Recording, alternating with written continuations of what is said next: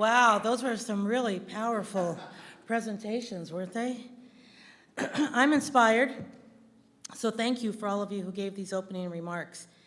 My job is to present some of the research. It's been, as I mentioned earlier, a great pleasure to work with not only all the partners, especially Manufacturing Renaissance, but Century Foundation on putting together this report. And Andy and I, along with Matt Wilson, who's sitting in the back, are the authors of this report. So you have a copy of the report in your folder, and I'm going to present some highlights of it. I'm not going to spend too much time going over each of the numbers because that can get very tedious. I just want to present some of the gists of what this research shows, and it will set us up then to have conversation about some of the policy recommendations that are part of this report, and then sets us up then for the rest of the day to talk more about some of the ways in which we can enact some of these recommendations.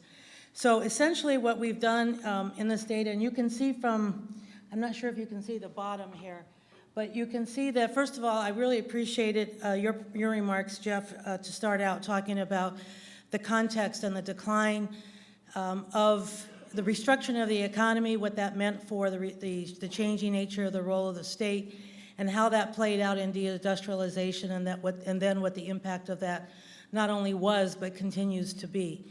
So this is the context in which we have this very important conversation, and we're still continuing to feel the impacts of that. As we all know, and as we have demonstrated in some of our reports on joblessness among young people here in the region, the city, the region, and in the state. But part of what we want to do then in this report then is what we've done is first of all, we show you the numbers of job openings in the manufacturing industry.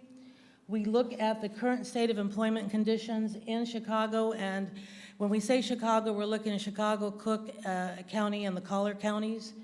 So it's really the Chicago region. We're looking at the racial and ethnic makeup of the sector, and this gives us really an opportunity to see the extent to which inclusion or the lack of it is an issue, which is why it's so important as we talk about the Renaissance in manufacturing, so to also talk about the importance of the inclusion aspect of that. And then lastly, to talk about the underrepresentation and occupational disparities. And all of this sets us up to say that there are openings in manufacturing, and that there are disparities, and that this is a perfect opportunity to bring together the meaning of industry and inclusion, and to make sure that Blacks and Latinos in particular, which is the focus here of this report, are beneficiaries of this renaissance in manufacturing.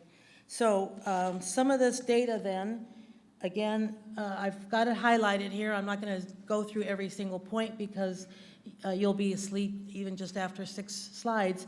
But you will see, though, for example, that there are 58,407 job postings in manufacturing, and that manufacturing had the 4th most job postings out of the 20 different sectors. So the point being that manufacturing sector has a high capacity for new and potentially more hiring. So I think that's the important point here. And so I know that I was talking to someone earlier from Manufacturing Renaissance, and she was saying that every time she goes to one of these companies, that they will tell her, we have openings, we have openings. So in a way, this really confirms, I think, what you all know from your anecdotal experiences, that there are, in fact, openings in the manufacturing sector. So that's our first point. And then we looked at the postings, right? This is not necessarily an easy source of data to get, so we were able to find a source and and look at their methodology and make sure that it was a credible source for us to rely on, and to show that for every 2 openings, or for every hire, there are 2 openings.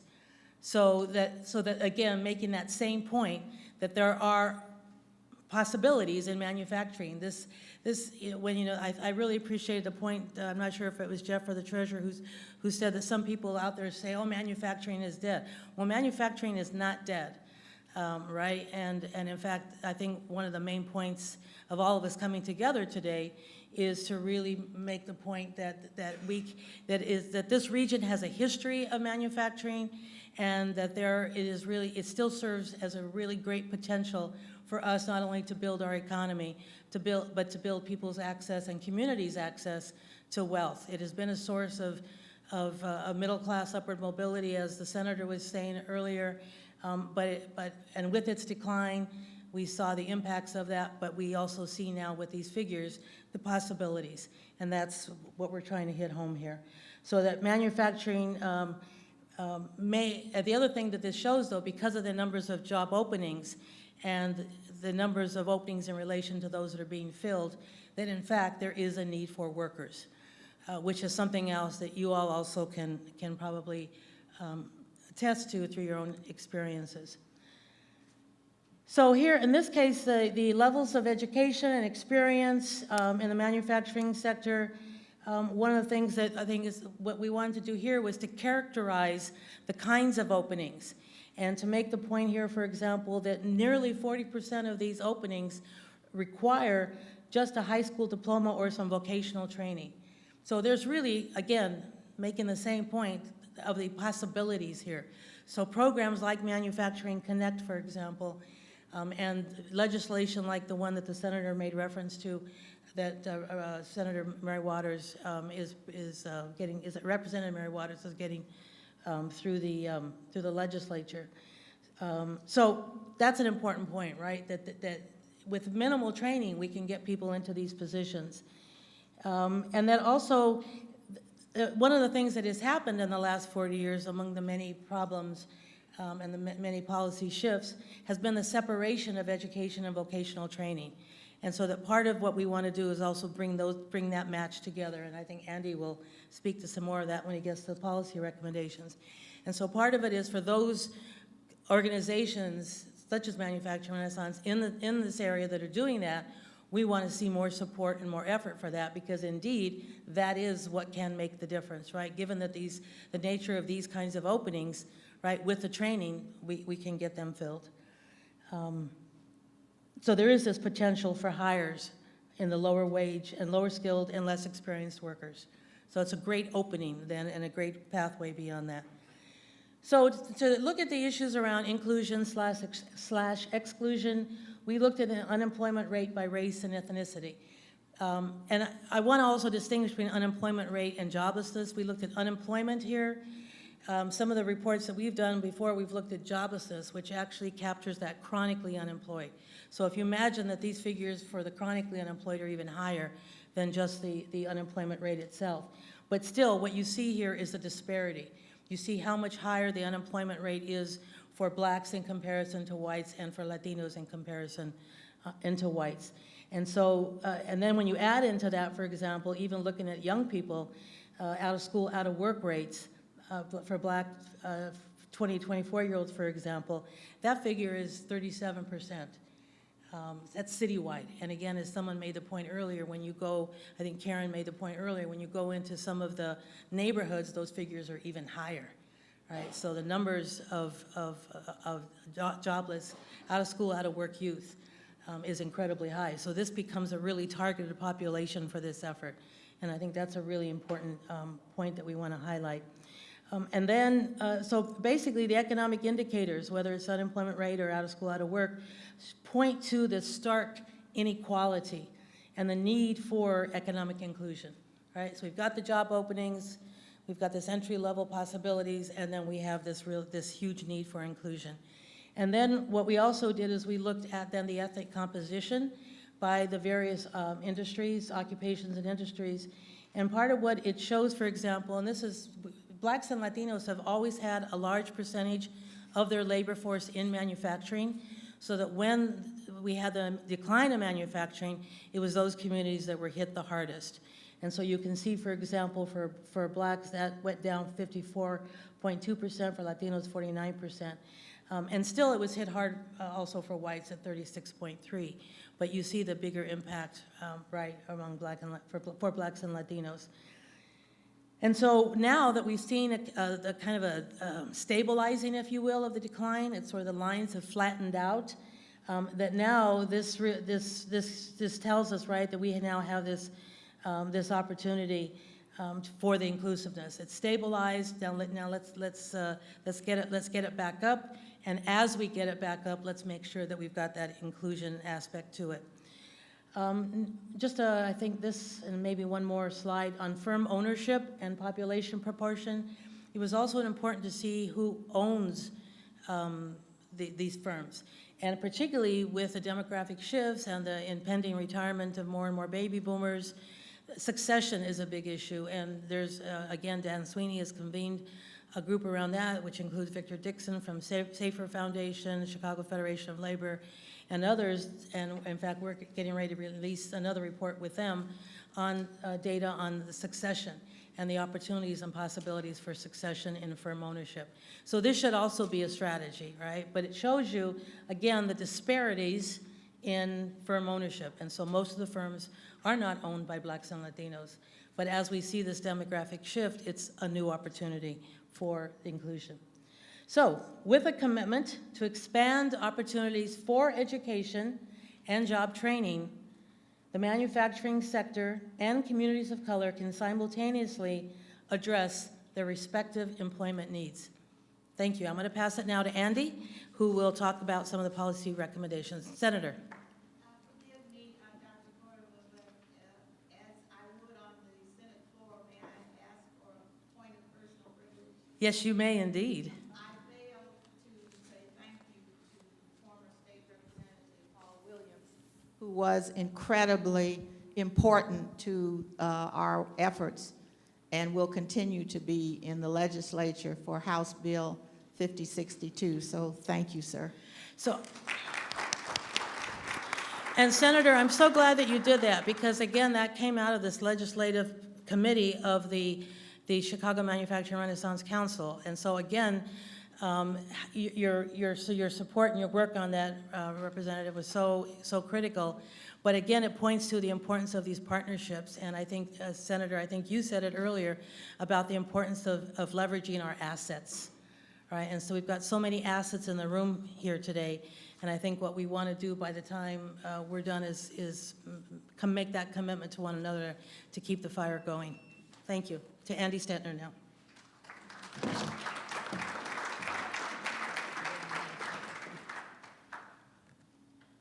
Thanks so much. I'm going to talk about the policy recommendations in the report. So first, there is really this kind of win-win-win opportunity in manufacturing in the region. Our research found that just about 1 in 3 of workers in manufacturing is age 55 or over. So there's just really an urgent need to replace the workforce. And not just the need for decent jobs for communities of color, that manufacturing is what can turn the region's research and development into job-creating businesses. And a strong manufacturing sector that purchases and buys supplies helps to make other sectors in the region, like healthcare and IT, vibrant. But the real point of the policy recommendations is this opportunity that Teresa laid out really could be missed. First of all, communities of color, have been alienated to an extent from manufacturing. Given that the decline was harder and a perception that the jobs are dirty and dangerous and vulnerable to layoff, which is an inaccurate perception, but a real perception, particularly among parents. And that the skills that you need to enter into manufacturing, whether that be technical skills or readiness for the rigors of working in a factory environment, have not been delivered in the extent they need to do to communities. We know that the sector itself has some work to do to be more inclusive, given that the ownership is not as inclusive, and there's a kind of onus on companies to be more proactive in welcoming those with different backgrounds. And then if we don't make the investments we need in manufacturing, there is a chance that if we don't replace this workforce and we don't invest in technology, that companies will close and the work will go elsewhere. So I just wanted to kind of talk a little bit the geography of how this opportunity could be missed. The manufacturing jobs in the Chicago region are concentrated in the north and west suburbs with some other some smaller concentrations in the west side of the city and the south side and the suburbs. But the jobs are not close to where all minority communities live.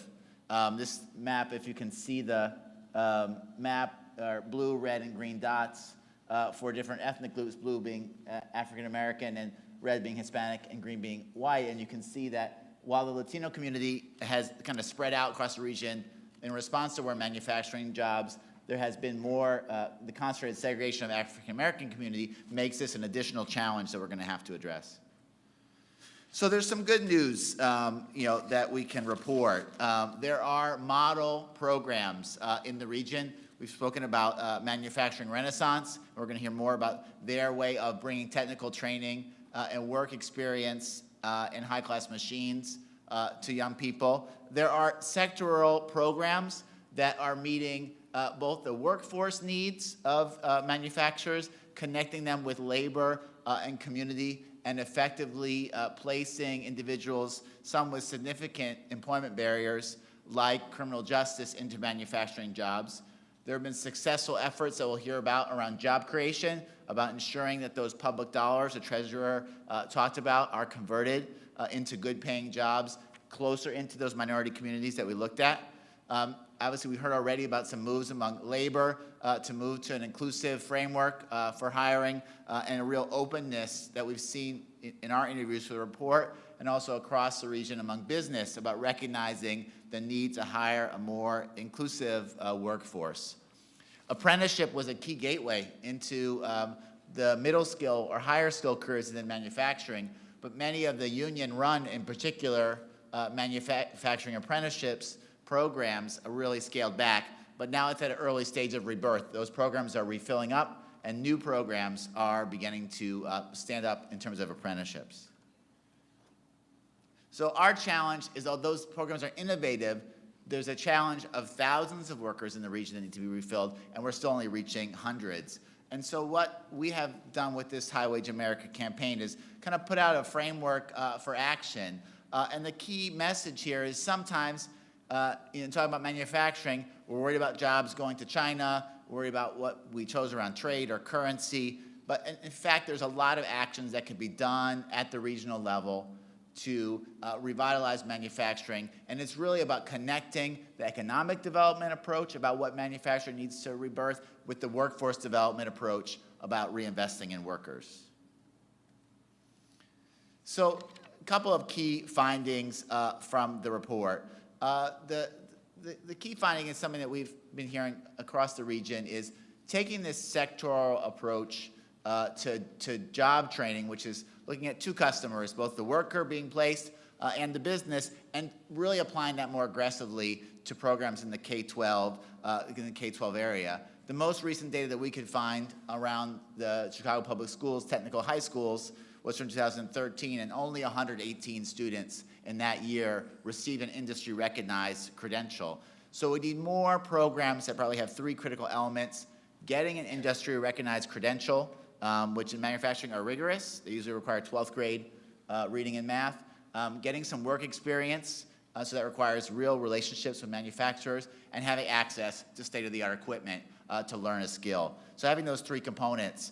And then when we build those programs, really starting at a young age to market manufacturing careers in partnership with other STEM efforts, kind of showing people how to make and tinker, as Karen talked about. We talked about House Bill 5062 as an example of how we need to put in, I think, some more resources to jumpstart and change the career education system to have more innovative programs about specific sectors. And the last, component that Young Invincibles and others are working on here in Chicago is to have more formal youth apprenticeship, where you get a formal program with hundreds of hours of work experience, mentorship, alongside career training. So I think that's what one key recommendation is, to ramp up career education. So the second set of recommendations we have, is really to kind of deepen some of the work that's going on around inclusive career pathways. Manufacturing stands out as a sector that can benefit from this idea of partnerships between companies, most manufacturers in the region are small or medium, and they have difficulty on their own to standing up training programs, and also to work on their shared needs around productivity and growing their sector. So looking for increased investment in sectoral partnerships and manufacturing to more subsectors. And when we make those investments as government, emphasize not just placing workers, but productivity, the quality of jobs in that sector, and how inclusive they're going to be. There's this energy around apprenticeship. One key thing to take advantage of that in the manufacturing context, in particular, is increasing the capacity of intermediaries to stand up apprenticeships. I was very excited to hear about the hub that United Way and Chicago Federation of Labor are working on, because it was the regional training partnership in Wisconsin that identified from talking to their manufacturers that as companies got more automated and bring in more robotics and computer-controlled tools, they needed people to fix them, and they weren't getting them off the floor, and they weren't there in the community. So they stood up an apprenticeship program that now is being brought here to Chicago and being brought across the Midwest. So having those intermediaries. But just having those training programs won't make the sector more inclusive unless there's a very intentional program in design to create inclusion. And some examples of those key components are having pre-apprenticeship programs, having real community-based ongoing recruitment, and baking into all of our workforce programs supportive services, including things like transportation and childcare, and also career coaching and mentoring, and also trying to change the companies themselves to be more inclusive.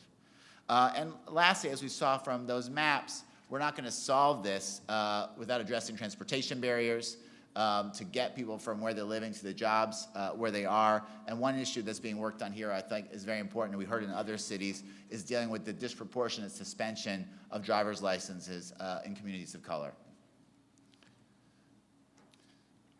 So lastly, we're going to combine economic development and workforce development strategies. So in order to make the sector more inclusive, we have to be thoughtful about retaining and growing the manufacturing sector.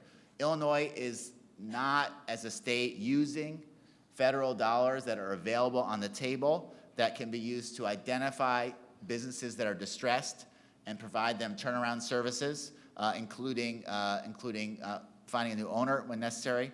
It's called the layoff aversion under the Workforce Investment Act. There's more to be done to kind of unlock capital for succession, and we're very excited to hear the Treasurer speak so strongly in support of the succession initiative.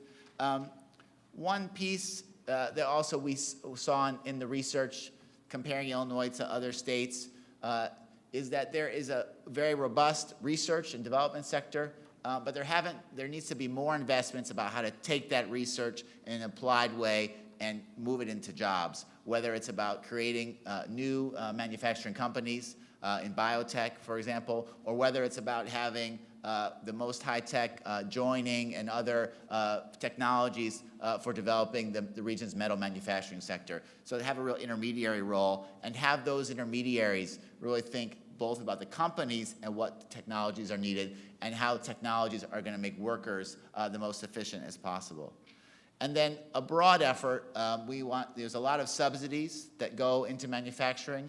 In fact, all over the world, we see manufacturing as a subsidized industry because people realize it's very competitive and it brings in money from other places because you sell goods otherwise. But we want to ensure that when there are subsidies to manufacturing, whether it be tax subsidies or whether it be when our tax dollars purchase goods, we want to make sure that there's a diverse return for the investment, that we're tracking the jobs that are created, we're tracking them by race and geography where those workers are at, and that we are putting in place programs when we can to make sure those are good-paying union jobs. So with that, I think we're going to bring the whole panel, and we have a generous moderator and comments from a wonderful discussant. Chicago, so thank you for being here to discuss some of the results of this report. So to jump right into it, I think it's really frustrating to hear that there's a clear need for manufacturing workers in Chicago, while at the same time, a lot of these jobs aren't getting filled. I think the report cites that there are 2 manufacturing job openings for every job that's being filled. So given that gap, and Andy, you referenced this a little bit in the report, but Andy and Teresa, I'm wondering if you can share some of your thoughts as well. I'm wondering what kind of policy changes you think are needed to stimulate workforce development. And specifically for Andy Zopp, I'm wondering if the findings of the report match what you're hearing from the region's manufacturers about their workforce needs. So I just need to note, this is the first time ever in my entire life that I have been on a panel where the Andys outnumbered everybody, the other people on the panel. So I'm going to make sure somebody on my staff takes a picture. Exactly. I'm just going to be like, Andy, that was brilliant, Andy. All right, sorry. I'm going to be serious. This is a serious topic. So yes, the findings of the report as it relates to challenges with staffing and finding employees, I think are absolutely mirrored by what we're hearing. What I would point out to, and I think that there's a couple issues, key issues that Andy pointed out to that we have to address, but I think number one is the skills gap, and the fact of the matter is that we have a potential workforce, right? We have a pool of people who are unemployed, but those pool of people don't have the skills. And earlier Karen Norrington Reeves touched on the fact that the absence of vocational training really was a challenge in schools. I would argue that a much bigger issue was the lack of quality education that our kids received. We had up until 2011, we had a 50% graduation rate in Chicago public schools. Overall, it was lower than that for African students of color. So if you don't have the math skills and much less the fundamental work readiness skills, it's hard to walk into a manufacturing facility. So we've worked to improve that at Chicago Public Schools. Chicago Public Schools has worked to improve that. But if you look at even at city colleges, one of the main challenges they have with students entering city colleges is that they are not college ready when it comes to fundamental math skills. So we have to continue, so on a policy level, we have to continue to focus on making sure that our young people, when they're graduating, have the core math and fundamental skills that they need to access these jobs. And then we have to, from a policy perspective, we have to continue to push for programming like the bill that Mary Flowers, that Senator Palmer talked about, that Representative Flowers sponsored, supporting training, skills training in the schools. Because I think that, the challenge for the employers is, and then the other piece is we have to engage employers. We have to get employers to understand that they're going to have to start investing in building a pipeline of talent. They're starting to see that. That's a critical part of what they have to do. They haven't traditionally had to do that, right? Because people were there. But if we're going to build particularly an inclusive workforce, but if we're also going to address their hiring needs, they're going to have to start looking at this as an investment and invest in apprenticeships, invest in supporting curriculum at places like Daly College, and then hire students from those programs. Great. So I'm also wondering what kind of a commitment to expand opportunities for education and job training you think the manufacturing sector needs to make to not just thrive, but to also move towards a more inclusive future by bringing these opportunities to African Americans and Latinos, primarily those living in disinvested neighborhoods. The report specifically cites a lot of the African American communities being on the south and west sides of Chicago, while the opportunities in manufacturing are in the suburbs and not readily accessible by public transportation. So your question is, what is it that manufacturers themselves can do? Yes. So, and I think, and the Andy to my left, but then I got two Andys to my left, right? I think began to address some of that, one of which is to provide the training, especially the on-the-job training. I think another thing is to be really receptive to those organizations that are helping to prepare the young people and create the pathways towards that employment.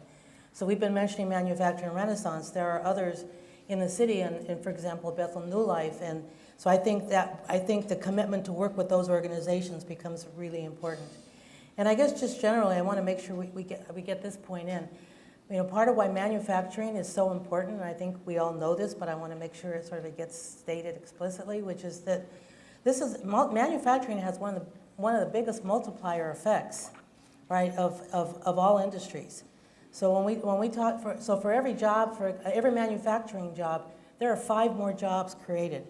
And typically we think, you know, when you do a multiplier effect, you know, it varies, but the average is really around 2.5, right? And so we're talking about an industry that generates 5 additional jobs for manufacturing. So the commitment to manufacturing is really important. And I think what also becomes important is for the manufacturing firms to reinvest in their facilities here. Don't take off, you know, don't go someplace else looking for the cheaper wages, as was stated earlier, or even to build new facilities, retrofit or to build facilities here. But stay here, make the commitment here, make the commitment to place. And I think Senator Palmer talked about sort of in the neighborhoods and how, you know, there was this, you know, you go to certain neighborhoods where there was a relationship with the companies, right? And you almost believe that they had a commitment to you in the community. And I think when they fled, they were showing that maybe that commitment wasn't there. And part of it, I think what we want to see is a commitment from these manufacturing firms to us and to our community. And I think all the investments to stay here and to reinvest in their own equipment and their own facilities is key to that. Yeah, I think one thing I would just add is that when firms have had trouble finding workers, they've had to turn to temporary help agencies. I think we need to try to start pushing back against that trend and, you know, really hire people on staff and give them the chance to train and learn the job. My concern is if you bring people on as temp agencies, you're not going to spot that person that can move up to a repair job or can move up, you know, to a machinist job because you're just bringing them in, you know, to just, you know, meet your demand, you know, for that production run. You're not going to train them. So we have to kind of change a behavior, one that's come out of necessity of how hard it is to find workers. Great. So the report also mentions some of the challenges of retaining manufacturing jobs in light of the aging workers and both the workers and the owners. So my question for the panel is, what kind of actions do we need to take in order to maintain our manufacturing base? I'm very interested in what you're working on because this is your role in the city, keeping and retaining jobs. Right, exactly. So, I mean, we're a part of the Manufacturing Renaissance and SAFER and LISC effort to look at trying to create pathways to succession. We're also, I mean, I think there's 2 challenges. The first is a company that doesn't have a succession issue, right? So those companies that are simply thinking about, do I want to stay? Are there other options? And we have, you know, we have done a number of things in the city. We've created, for example, these industrial growth zones in the city where we're providing incentives and tip dollars to businesses that want to move manufacturing facilities there as well, and we've supported companies with incentives where we can, and we have them. So, for example, Bridgeford Foods, which was in the Fulton Markets, is relocating its facility in the city out of Fulton Markets because they couldn't make a lot of money for their property in Fulton Markets, but they're moving to another facility in the city. So awesome. I think we're continuing to try and do that and help people look at what opportunities are there. There's then the second issue is then those companies that have succession issues where the ownership is older, and we're working on the project to try and create pathways to transfer that ownership to people who are committed to either owners or employees or minority owners who can keep the company here and continue to hire, be more committed to hiring from the community. See, I think that involvement is really key to this, and because generally the role of government or the state in supporting these efforts is important, and I think it would be a good time to also add to this the work that's occurring right now with Cook County. So for example, Irene Shore is here from the Economic Development Division of Cook County, and they've been making a lot of investments in the metalworks, the metal industry around manufacturing. So similar kinds of things with incentives and facilitating some cooperation among some of the companies within that industry. So she can give you more detail on that if you want to. Irene's back over there from the county. I think there are probably some other folks here too. But I think that, in other words, the role of the city, the role of the county, the role of the state become really critical, I think, in helping to convince the manufacturers to stay here. And the high-level point is that if you have a recognition that this sector is critical for the economy, you kind of break free from this idea that you're just going to let the companies do whatever they're going to do. You take a proactive approach, like these sectoral approaches. How are we going to make this sector competitive? What is the workforce needs? What's the technology is needed? You're not going to leave them on their own because it's too important to just leave everything on its own. I'd say the other point that I want to make there, so I also think is you have to be focused on this intentionality around inclusion and recognizing that there's a real benefit, a bigger benefit to the region by figuring out pathways into employment for this significant population, potential population of workforce on the south and west sides of the city, that in the long run, to your point, Teresa, that these are good jobs. These are jobs people can support their families on, they can buy homes on, they can invest. So you can't have neighborhood development. The city and county can't invest in neighborhoods and expect them to grow if we're not building a middle class. And these are middle class jobs. And so I think understanding that argument that it's all of a cycle, that it's not just that it is in the interest of the city and the county from a larger economic development perspective to build this pipeline of employment and to support it, to invest in it. You know, and it's interesting, when you look at some of the areas where you have the highest concentrations of joblessness in the city, those are areas that used to have, and even in the state, those are areas that used to have a large manufacturing sector. And so not only do you see that chronic joblessness, but you also see the disinvestment in the neighborhoods themselves, and along with that, vacant lots, but vacant manufacturing sites. Right. So it seems that one of the things that's really important to do in rebuilding the healthy economy and the inclusive economy is to make some investments in those neighborhoods. So I'm wondering what you think, for example, of to the extent that we're looking for locations for expansion or for new locations, that it makes sense to go back to some of those same areas. I would say that it absolutely does. I think, you know, with a large part of the city strategy has been to try and layer on those investments that they're already making. I think that makes sense as well, because you know, it's a question of kind of chicken and the egg, and the city is doing that in places like Inglewood and Chatham and Pullman, and I think you're starting to see some benefits, but that won't be sustainable if you don't increase the wealth of the residents in the community, period.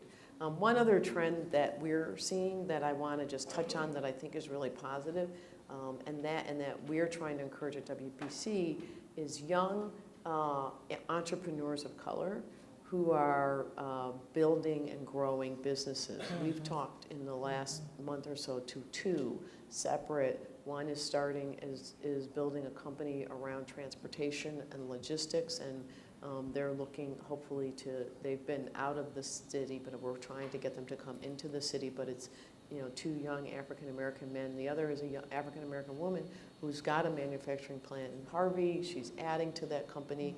And again, so taking entrepreneurs, people who are interested in entrepreneurs, and don't have to be tech, you know, you can do it in manufacturing, and encouraging that investment and supporting that. And that there are a number of young entrepreneurs of color who are starting to think that way, and then starting to think about coming back into their community, and we're trying to support that as well. See, and it seems that, and I'm curious what you think of this too, it seems that one way to help support that would be neighborhood-based small business incubators. Right.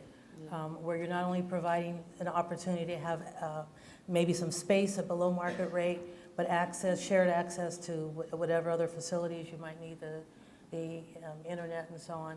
But then the mentorship, maybe access to some startup capital, but so that because we all know this, right? These young people, these folks in our neighborhoods, they're so talented, they're so creative, right? And so to harness on those talents and that creativity and turn that into that into marketable goods and services, right? That they could- I think that is one way, but actually really what I'm talking about is what they're doing is buying existing companies, right?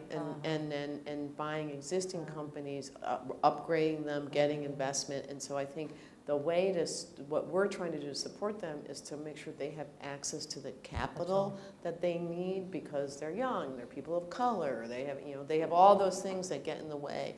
And so I agree that incubators are good, but as we're talking about this succession planning, we can jumpstart and move quicker if we talk about existing businesses that are there and ripe for acquisition. And why can't smart, younger, which is everybody right now, younger than me, and people encourage them to think about starting and owning their own businesses. That's what, that's how many large businesses got started. The difference is they had somebody in their family who said, here, let me write you a big check to help you start that business. And what we're trying to do is to encourage them, provide them, help them find access to funders and funds, and those funds are there.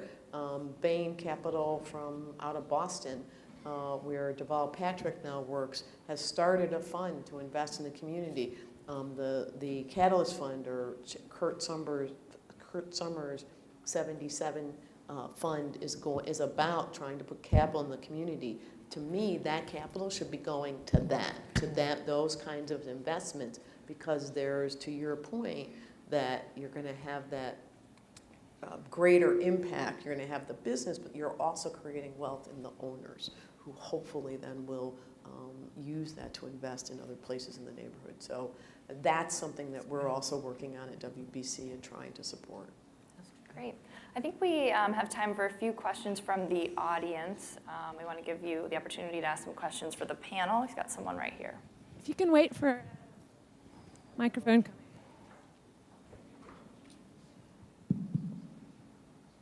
My name is Tom Decker. My company's Chicago Green Insulation. We install polyurethane foam, making houses super energy efficient and creating employment in neighborhoods that have no employment opportunities.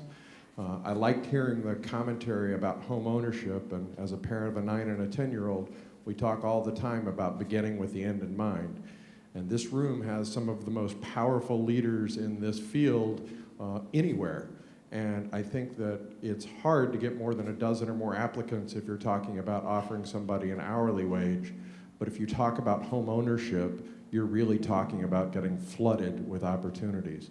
So I'd love it if the four of you would flesh out what those opportunities are, and what I'm trying to do is build a $100,000 near net zero, 800 square foot owner-occupied single-family home that will really revolutionize these opportunities in neighborhoods. Yeah, that's awesome. Yeah. Take another question, maybe you want to. We don't have a lot of time, so we should probably just take a couple questions. Yeah. Good morning. My name is Patrick Anderson. I own a company called OpEx Apps, and we actually focus on solutions for manufacturers to be able to optimize their supply chain. One of my goals is to be able to actually purchase a manufacturing facility that can be turned into a combination of manufacturing, workforce development, and technology solutions so that it can sustain that business within the community. So I'd like to definitely hear more about those pathways to be able to finding the funding and the support to own the land, to build the plants so that they'll be available in the communities. So rather than spend too much time kind of going into details, we'll make sure that you connect with somebody from my team, and we'll talk to you about some of the options that are available for people who are looking to purchase facilities. And I think, it's both speakers I spoke, the need, and Tom Crawford was going to do a panel later about new sources of capital that are available.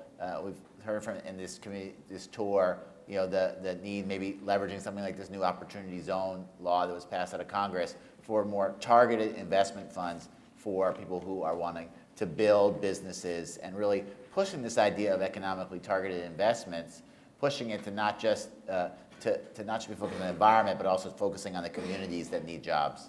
So I think those are a couple of thoughts I have about both questions. And I love your idea too about the housing and connecting sort of the jobs to the housing. So there are a number of organizations in the city that Duke Housing Development. And there's in fact, a summit next week up at Humboldt Park it includes Bickerdike, Lucha, and Hispanic housing. So I can give you the information, or anybody else who was interested in that, but I can give you the information on that. It's next Friday. Great. Well, thanks again to all the panel members, Andy, and Teresa, for joining us today. As I said, I think that your thoughts and actions are really valuable to moving this industry forward. So thanks for joining me.